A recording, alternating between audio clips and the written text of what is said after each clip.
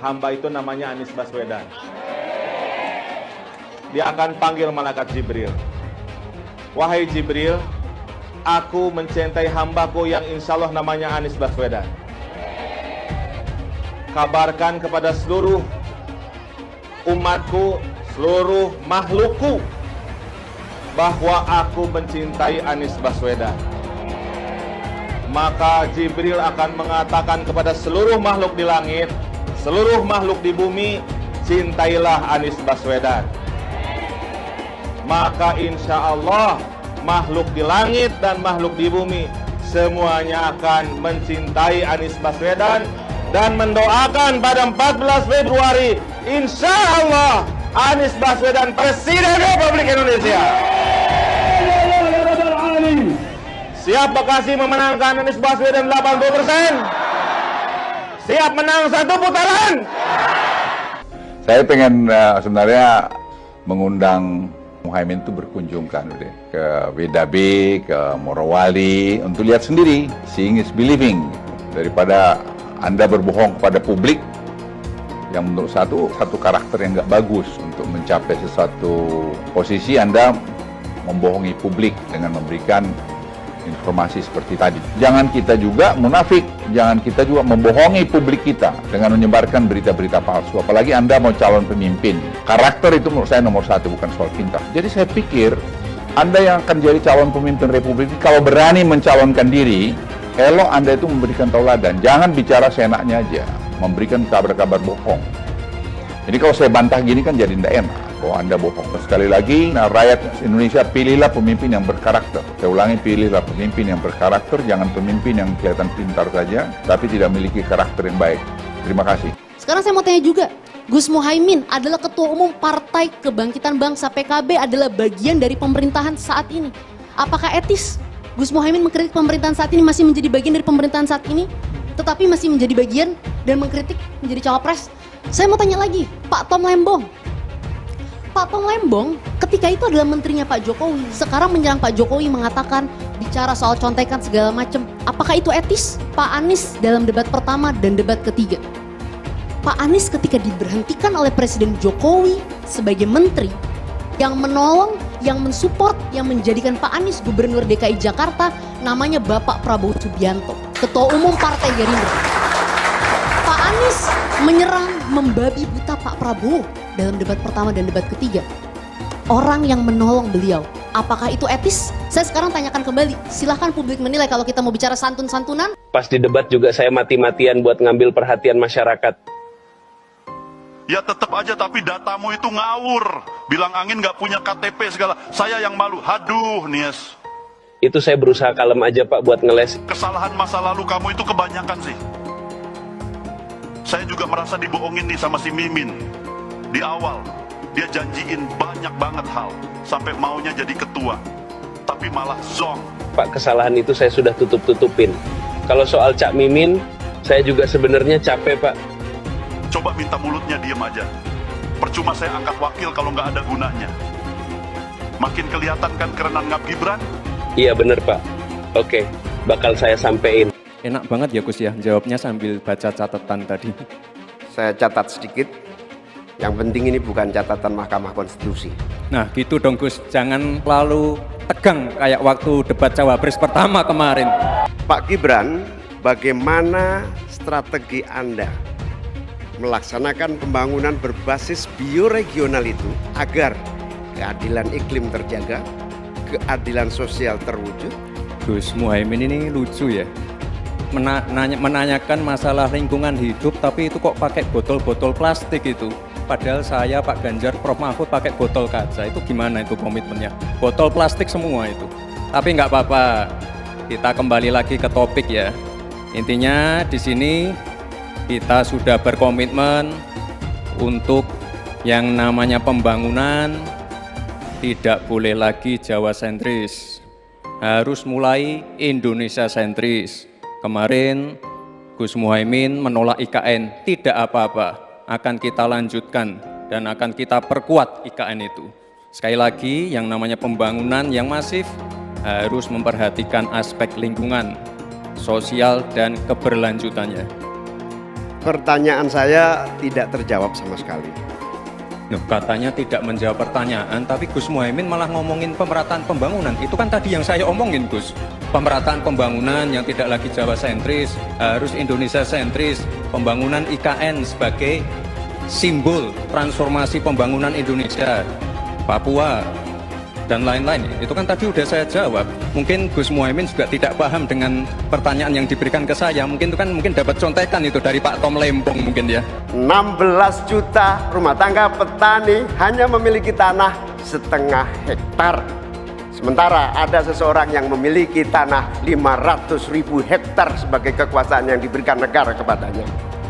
Di sisi yang lain, kita sangat prihatin. Upaya pengadaan pangan nasional dilakukan melalui food estate.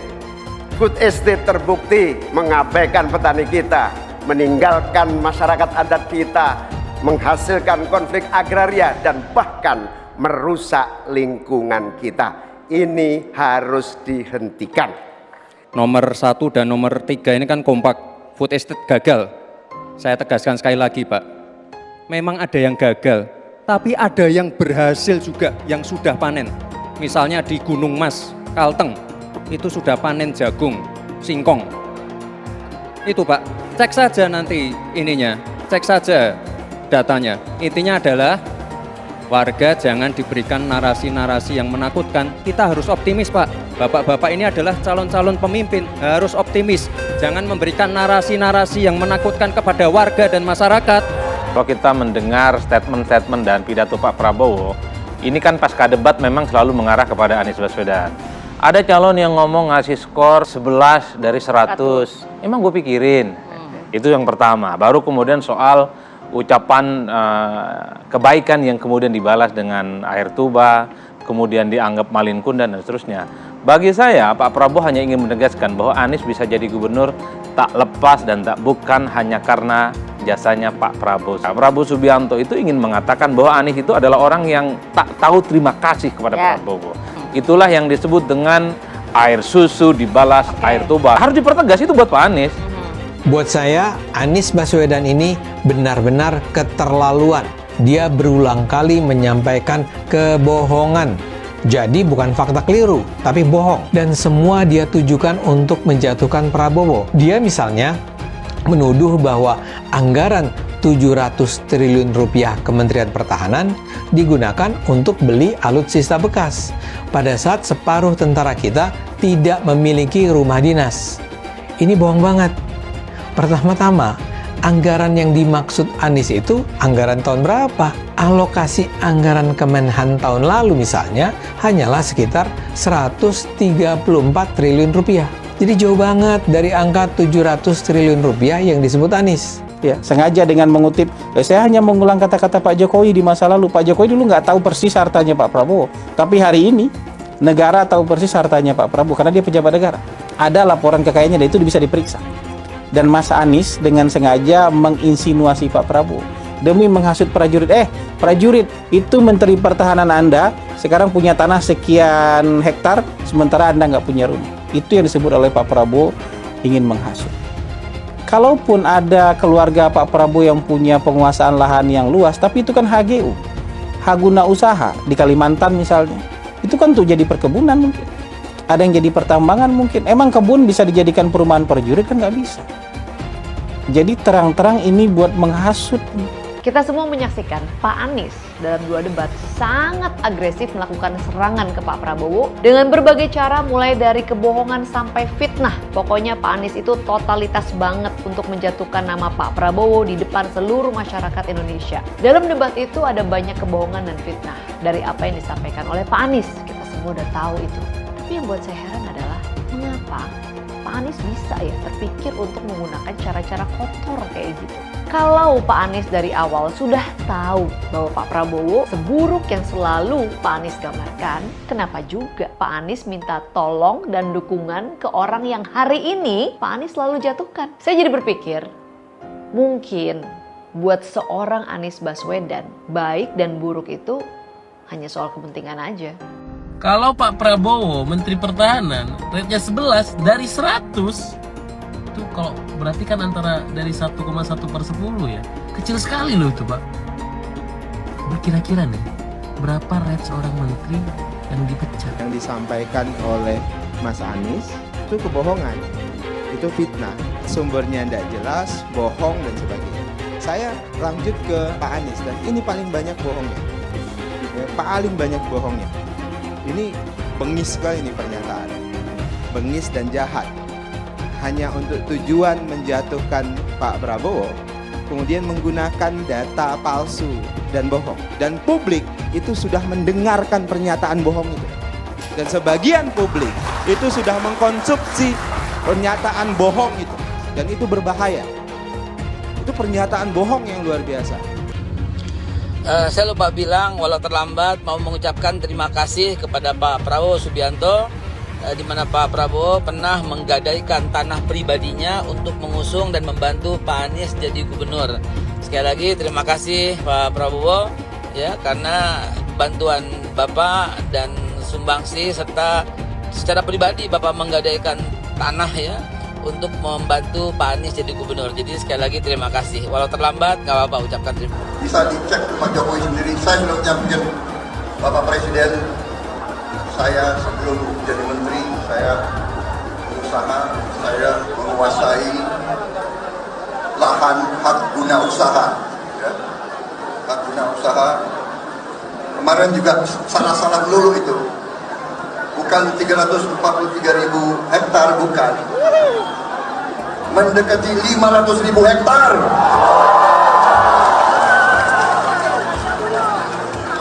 Dia mau ejek, mau menghasut, dia mau bikin rakyat benci sama saya. Padahal Pak Jokowi ada saya di istana 2,5 tahun yang lalu, saya sudah serahkan tanah itu kepada negara.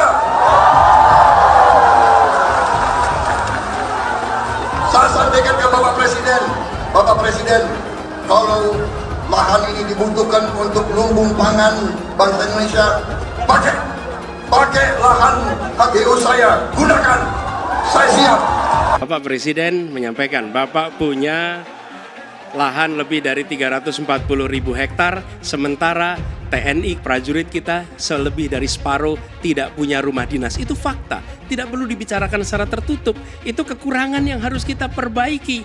Dan ketika tadi Bapak mengatakan Bapak akan meningkatkan kesejahteraan, Pak, Bapak ini sudah Menhan selama 4 tahun, hampir 5 tahun, bukan calon Menhan. Jadi harusnya menunjukkan inilah yang sudah saya kerjakan, bukan mengatakan apa yang akan dilakukan. Nah, saya menyampaikan bila saya ditugasi maka kenaikan gaji dilakukan tiap tahun. Maka perumahan prajurit TNI dipastikan dibangun sehingga mereka tidak perlu ngekos, tidak perlu mereka sewa, dan mereka bisa tenang. Mereka diminta mempertahankan setiap jengkal, tapi kita tidak memberikan tempat tinggal bagi mereka berdinas. Itu tidak benar, itu harus dikoreksi. Mungkin ada yang asal bicara tanpa data, ya kan? Mungkin didorong oleh ambisi yang menggebu-gebu sehingga tidak objektif. Saudara-saudara sekalian, saya sebagai Menteri Pertahanan berpegang kepada doktrin, kepada strategi nasional, dan semuanya adalah atas dasar kepentingan bangsa dan rakyat Indonesia, dan saya mampu mempertanggungjawabkan, dan saya berkeyakinan hanya dengan pertahanan yang kuat kita akan dihormati, kita akan menjaga kepentingan nasional kita. Tanpa kekuatan militer, sejarah peradaban manusia mengajarkan bahwa bangsa itu akan dilindas seperti di Gaza sekarang ini. Akan diambil kekayaannya, akan diusir dari tanah airnya. Tidak bisa tidak, kita harus kuat. Kita harus kuat. Terima kasih. Cerita itu cerita, omon, ya. Tak bisa. Jadi tidak hanya omon. Kerjanya omon saja, nggak bisa. Tidak bisa. Milih Anies dan Imin setidaknya sudah menyelamatkan Indonesia dari kehancuran. Gus Dur saja dikudetanya, apalagi rakyat. Yang satu memang jago kata-kata, jago beretorika, nggak kelawan kalau soal kata-kata. Di sisi lain, kita sama-sama melihat yang sudah ditulis pakai tangan dia sendiri, pakai hati dia sendiri, lagi dia ingkari, apalagi hanya mengandalkan kata-kata dan janji. Pun demikian dengan janji Cak Ponimin. Gus Muhaimin memberikan program siapapun yang hamil yang ada di muka bumi Indonesia ini akan diberikan tunjangan selama hamil. Karena itu yang masih jomblo secepatnya nikah, hamil, dibiayai kehamilannya oleh Gus Muhaimin. Akan mendapatkan subsidi, akan mendapatkan tunjangan rata-rata 6 juta selama kehamilan. Gus Muhaimin dan PKB menang. Semua yang punya sepeda motor, BBM-nya kita subsidi gratis tanpa biaya. Siapa yang di sini punya sepeda motor? Tahun 2024 PKB menang, Gus Muhaimin presiden, disubsidi serendah-rendahnya harga subsidi BBM. Kalau PKB sekarang bukan PKB Gus Dur, ini PKB Caimin. Jadi beda, PKB-nya sudah beda. Jadi nggak bisa lagi menurut saya, memang masih tetap jualan nama Gus Dur, itu ada larangannya jelas sekali. Tapi ya namanya orang masih mencuri-curi, kebiasaan kayaknya mencuri-curi. Mencuri partai, sekarang mencuri gambar. Gus Dur pendiri partai, orang yang dikatakan oleh Caimin sebagai guru politiknya, malah dikudeta, apalagi rakyat. Susah kan mau milih pemimpin seperti itu nanti? Pak Prabowo hari ini adalah calon presiden dari Partai Gerindra. Saya sampaikan berkali-kali bahwa saya tidak ingin menjegal, saya tidak mau menjadi orang yang dibawa untuk berhadapan dengan Pak Prabowo dan menghentikan Pak Prabowo. Saya tidak mau. Dan saya katakan itu kepada siapapun yang datang kepada saya untuk berbicara tentang calon presiden. Yang nanti anak saya dan anak-anak saya akan ingat itu. Nah, saya tidak mau mengkhianati, menikam pada orang yang dulu sudah bekerja, membantu, dan berjuang bersama. Jangan sampai Indonesia jatuh ke tangan pembohong. Jangan sampai Indonesia jatuh ke tangan Anies Baswedan. Anies pintar asumsi bukan pintar bicara, tidak pintar kerja. DKI Jakarta sudah menjadi parameter Anies tidak pantas jadi presiden. Saya mensyukuri kenapa kalah, kenapa ditahan. Saya bersyukur atas itu semua. Saya coba bayangkan ya, kalau seandainya waktu itu kita menang gitu ya, hari ini belum tentu kita bisa nikmati seperti ini. Kita bersyukur 5 tahun Tuhan izinkan kasih ke orang yang pintar ngomong untuk kerja. Coba kalau kita bayangkan gitu ya, kalau kemarin saya masih jadi gubernur, ini saya udah turun ini. Tapi yang pintar ngomong itu dikira orang hebat kan? Ini lebih berbahaya tahun 2024, langsung ketahuan karakternya. Langsung ketahuan itu. Di saya juga ada kutipan Pak di kamar saya Pak. Tulisannya, Jakarta telah mengambil keputusan yang fatal. Bilang dihalang-halangi, Anies masih sering bikin acara di sana-sini. Bebas pula. Duh, nggak capek apa ngibulin rakyat mulu, Pak? Nah, yang gue pertanyakan nih, Anies itu kampanye di mana-mana sering naik pesawat jet. Nah, pesawat jet biaya sewanya dari mana, Pak? Atau itu pesawat jetnya siapa, Pak? Coba jujur deh. Karena setahu gue nih, itu punya bos Anda, Surya Paloh. Anies bicara soal pendidikan. Padahal waktu dia di Jakarta, dia sendiri nggak mampu buat memberikan bangku sekolah yang cukup waktu mimpin di Jakarta.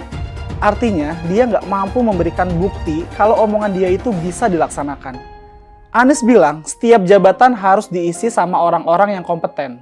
Lah, faktanya di Jakarta, beberapa jabatan diisi sama orang-orang dekatnya dia. Nggak kompeten pula. Terus TGUPP, itu yang jumlahnya seabrek-abrek, fungsinya buat apa, Pak? Kok Jakarta makin berantakan sih? Sekali lagi, Anies nggak bisa membuktikan omongannya. Anies bilang dia akan membuka lapangan kerja. Yang dulu janjinya 200.000 lapangan kerja, ternyata cuma ngomong kosong, alias cuma janji palsu. Soal pembangunan yang berkelanjutan. Dia bilang di Jakarta dia udah meneruskan yang udah baik. Lu jangan percaya ya, itu ngibul. Faktanya, nggak seperti itu loh. Belum lagi nih, program penanggulangan banjir. Jadi di daerah Jakarta itu ada daerah yang sebelumnya udah bebas banjir. Pas Anies mimpin, kok bisa-bisanya daerah itu banjir lagi? Gimana nggak banjir kalau kalinya udah nggak pernah dikeruk sama dibersihin, Pak? Kalau soal Jakarta, gue bisa bicara banyak deh. Jadi gue saksi bobroknya kepemimpinan Anies di Jakarta. Dan gue bisa pastiin, omongan manisnya Anies soal apa yang dia lakukan waktu mimpin Jakarta itu banyak nimbulnya. PKI yang kita harapkan, Anies Baswedan yang begitu jelas Islamnya, 4 tahun 8 bulan jadi gubernur. Mana peraturan pergub saja yang melarang migrasi? Mana perda Islam apalagi?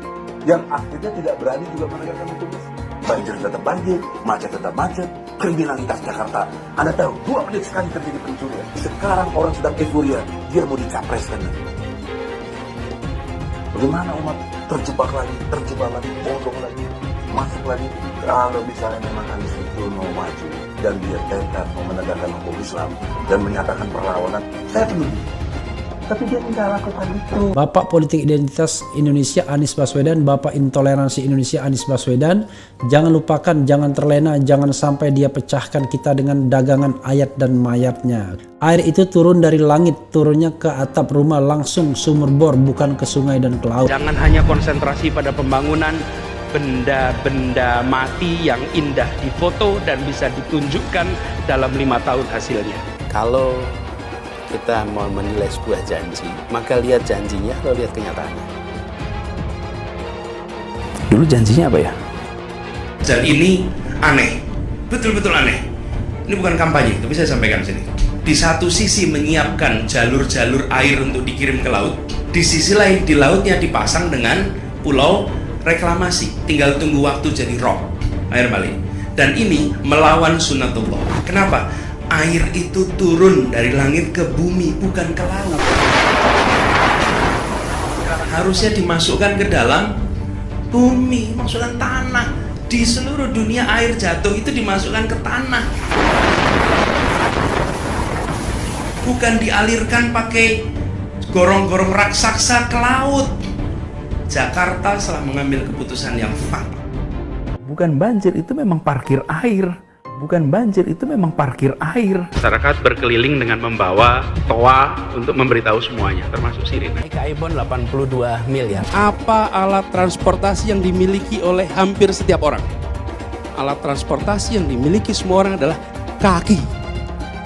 Kalau seandainya orang Jakarta percaya Pak Anies jadi gubernur pun, saya berani jamin kok dia akan lakukan normalisasi yang sama seperti saya lakukan kok. Nggak usah bohong lah. Jadi ketika air sampai di muara, maka siap untuk dipompa ke laut. Pancasila Soekarno, ketuhanan ada di pantai. Anak Tuhan dari mana? Kalau Yesus anak Tuhan, bidangnya siapa? Besok di seluruh wilayah Indonesia kami katakan damai. Iblis hanya menggoda orang yang beriman. Makanya jarang-jarang orang kafir kerasukan setan. Yang kerasukan setan itu orang baik-baik. Jarang, saya belum pernah nengok Cina kerasukan setan. Pernahkah Ahok itu kerasukan setan? Enggak, setannya juga. Karena sesama setan jarang saling menggoda. Karena di salib itu ada jin kafir. Haleluya. Kepalanya ke kiri apa ke kanan?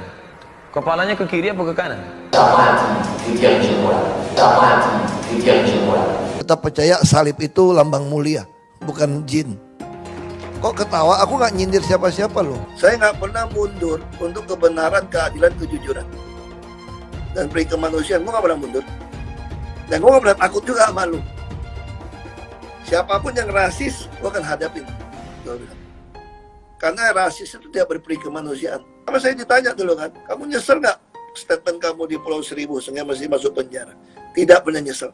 Karena saya mengatakan kebenaran. Anies menuduh Jokowi melakukan penjagalan. Padahal Anies lupa pada rekam jejaknya sendiri di tahun 2017, di mana Anies melakukan penjagalan terhadap Ahok. Semua cara dilakukan, termasuk melakukan politik identitas berbasis agama, sampai-sampai menggunakan kelompok FPI, HTI, dan kelompok intoleran lainnya. Sudah barang pasti, Anies tidak akan melanjutkan program-program Jokowi. Legasi-legasi dari Pak Jokowi akan dihancurkan oleh Anies. Programnya akan diacak-acak oleh Anies Baswedan. Lihat Jakarta, hancur semua. Semisalnya Anies menang, maka ibu kota baru atau IKN nggak akan jalan. Pembangunan akan di-stop. Kita bisa melihat rekam jejak Anies saat menjabat di Jakarta selama 5 tahun. Tidak ada satupun janji yang dipenuhi dan tidak ada kinerja yang bisa dibanggakan. Dari DP 0%, POC, kelebihan bayar, Formula E, banjir, sumur resapan, jalan rusak, dan gonta-ganti nama jalan. Jika Anies menang, maka FPI dan HTI, Ormas Khilafah, akan kembali. Apa kita mau Pancasila diganti oleh Khilafah? Bagian Indonesia Timur yang mayoritas non-muslim pasti tidak akan setuju dengan Khilafah. Mungkin Indonesia akan bubar jika Anies memimpin. Perkataan Ahok sudah terbukti dan Jakarta sudah menjadi korban. Jangan biarkan Indonesia menjadi korban kibulan Anies Baswedan. Jadi ternyata yang dianggap tidak beretika itu adalah ketika Mas Gibran itu begini-begini karena dia sebenarnya ingin mengekspresikan jawabannya itu belum ketemu, Prof. Saya merasa jawaban dan pertanyaannya nggak klop. Itu kan sebenarnya maksudnya gitu ya, kurang sopan karena ada gimmick begini-begini mencari jawaban. Bahwa harusnya debat itu tidak boleh kita melecehkan orang lain gitu Bang ya. Artinya harus sopan, apalagi ke yang lebih tua gitu Bang ya, bener ya. Debat kemarin adalah salah satu debat paling dinamis, di mana terjadi pertarungan gagasan, tanpa masuk ke isu personal yang saling memberikan penilaian serendah-rendahnya misalnya ya. Jadi di situ kita dapat paket lengkap sih, dapat informasi dan juga dapat edukasi plus dapat entertainmentnya. Apakah ada di situ misalnya yang melanggar etika sopan santun? Harus dilihat bahwa mereka bertarung di dalam ring yang memang sudah disediakan sebagai sesama cawapres, bukan ajang silaturahmi anak muda ke orang tua. Kalau kita lihat umurnya Caimin itu kan 58 atau 57, berarti kan bedanya ke Mas Gibran sekitar 22 tahun. Ke Prof Mahfud lebih jauh lagi, Prof Mahfud 66 setahu saya kan, jadi bedanya ada 30 tahun gitu kan. Tapi kalau kita lihat dengan debat capres, beda umur yang jauh itu juga ada di antara Mas Ganjar, Mas Anies yang umurnya 54-55, mereka agak sepantaran dibandingkan ke Pak Prabowo nih yang umurnya 72 tahun. Itu ada jeda umur yang juga jauh yang ingin kita tuntut mereka juga sopan santun, tapi di debat sebelumnya semua se-Indonesia melihat bagaimana mereka berdua tektokan ngomong untuk memberikan nilai serendah-rendahnya kepada Pak Prabowo yang umurnya lebih tua hampir 20 tahun dari mereka berdua. Itu apa enggak sopan santun judulnya? Kalau kita mau kenakan ukuran yang sama ya, kalau ukuran yang sama dikenakan ke Mas Gibran karena dia beda jauh banget umurnya, sama dong. Kemarin Anies dan Pak Ganjar juga umurnya bedanya jauh banget ke Pak Prabowo. Dan di akhir acara seingat saya tidak ada jabat tangan dari Pak Anies untuk menutup debat yang keras Pak Prabowo dengan memberikan nilai serendah-rendahnya dari orang yang udah umurnya jauh lebih muda, dari segi kapasitas juga nggak ngerti banget keamanan, ada porsinya untuk memberikan nilai. Biarkan mereka bertarung gagasan di sana. Dan saya lihat berkali-kali tayangannya sampai saya cek, Mas Gibran itu berkali-kali, lebih dari sekali begini, ketika habis menjawab Caimin gitu misalnya ya. Jadi sebenarnya masih ada sungkannya sebagai anak muda, aduh nggak apa-apa nggak sih saya ngomong gini gitu ya, tapi bagaimanapun kan debat, nanti nggak nyampe gagasannya. Jadi berkali-kali dia begini, begitu kan. Menunjukkan tetap respeknya Mas Gibran sebagai anak muda, tapi dia harus menyampaikan gagasannya di sana karena dia juga adalah cawapres. Jadi coba jadi tonton, dia berkali-kali begini gitu kan. Di terakhir juga kan dia sampai cium tangan, sampai membungkuk dalam-dalam gitu kan. Dan juga mengucapkan, mohon maaf ya kalau sampai ada kata-kata yang misalkan gak berkenan. Kalimat word by wordnya memang gak begitu, tapi pesannya seperti itu gitu ya. Habis itu baru protes, katanya harusnya di saat debat dong dijawab nanti gitu kan.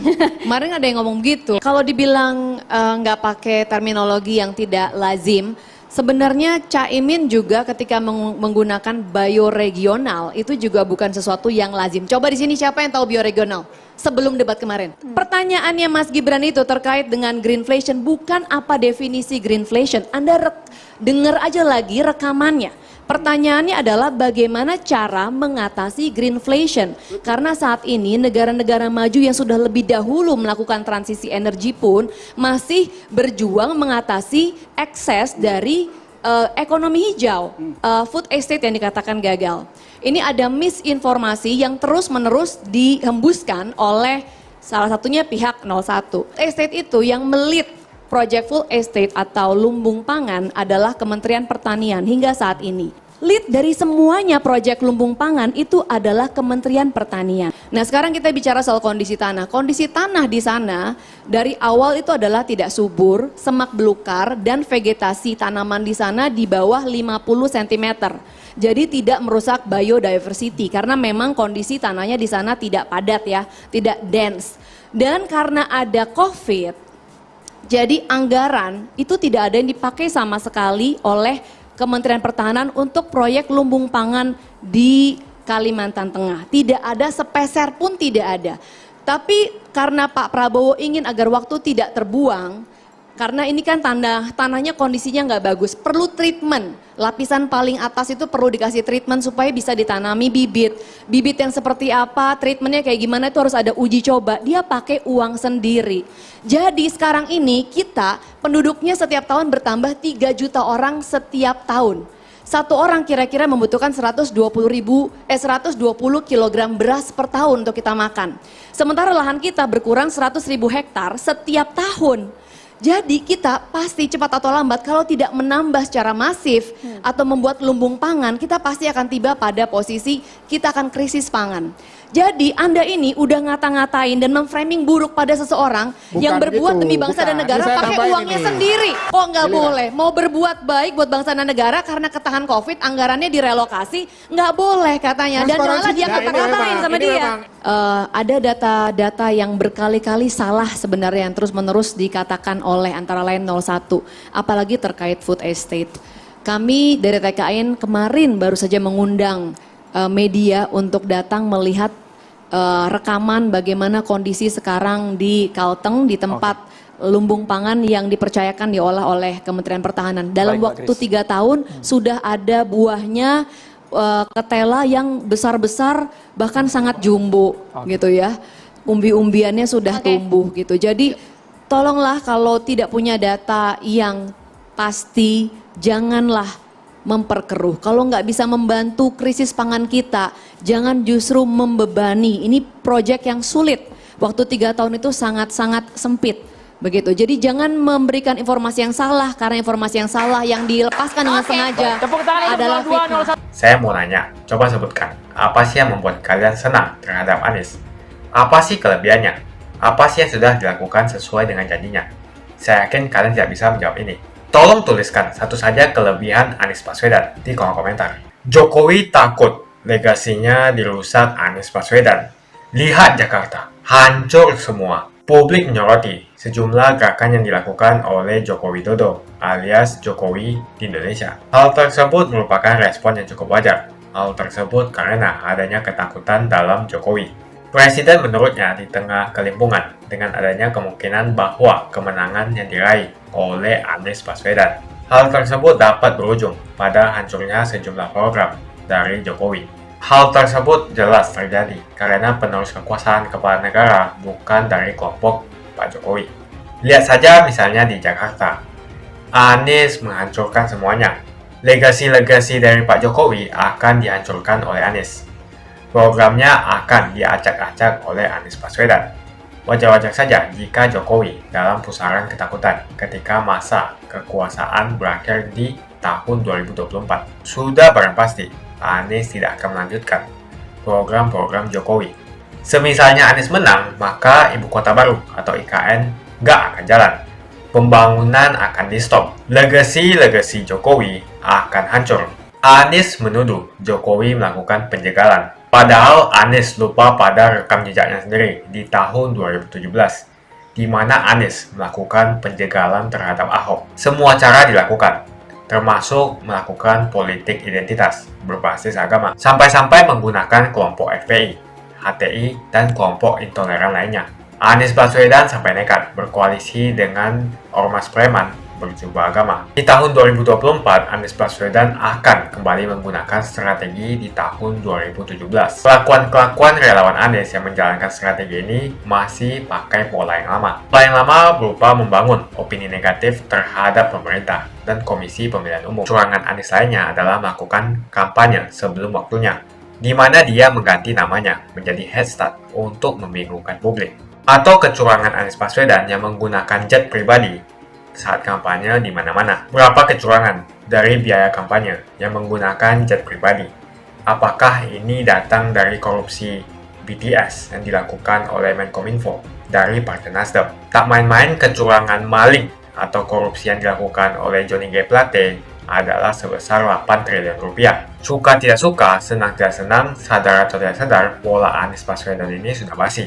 Nampaknya para relawan Anies sudah tak punya cara atau metode lain dalam berkampanye sehingga memainkan strategi play victim. Memang basi sih strategi ini, tapi sangat terbukti ampuh, apalagi jika ditambahkan dengan jualan isu agama. Tampaknya sih sulit menjual isu agama karena ketiga bakal calon mempunyai agama yang sama. Ataukah mereka akan bikin heboh lagi dengan menyebarkan hoax bahwa Ganjar akan diisukan sebagai seorang yang beragama kafir? Atau mungkin mereka akan membuat hoax bahwa Ganjar adalah anak PKI, ataukah Ganjar Pranowo adalah keturunan non-muslim? Kita bisa melihat rekam jejak Anies saat menjabat di Jakarta selama 5 tahun. Tidak ada satupun janji yang dipenuhi dan tidak ada kinerja yang bisa dibanggakan. Dari DP 0%, OKOC, kelebihan bayar, Formula E, banjir, sumur resapan, jalan rusak, dan gonta-ganti nama jalan. Diketahui Anies pun masih berhutang 100 miliar kepada Sandiaga Uno, dan sampai saat ini belum dibayarkan. Untuk jadi gubernur saja, Anies sampai berhutang 100 miliar kepada Sandiaga Uno, dan belum dibayarkan. Apalagi jadi presiden, berapa triliun yang akan Anies hutangkan? Dan bagaimana Anies bisa membayar utang triliunan itu? Apakah Indonesia siap untuk dijual? Jika Anies menang, maka FPI dan HTI Ormas Khilafah akan kembali. Apa kita mau Pancasila diganti oleh Khilafah? Bagian Indonesia Timur yang mayoritas non-muslim pasti tidak akan setuju dengan Khilafah. Mungkin Indonesia akan bubar jika Anies memimpin. Perkataan Ahok sudah terbukti dan Jakarta sudah menjadi korban. Jangan biarkan Indonesia menjadi korban kibulan Anies Baswedan. Begitu saja opini saya tentang Anies Baswedan. Bagaimana opini kalian? Tuliskan di kolom komentar. Pastikan kalian semua menekan like di video ini. Dan jangan lupa bagikan video ini ke teman dan family Anda supaya mereka semua mengetahui tentang informasi ini. Tekan tombol subscribe dan bunyikan lonceng notifikasi supaya kamu tidak ketinggalan.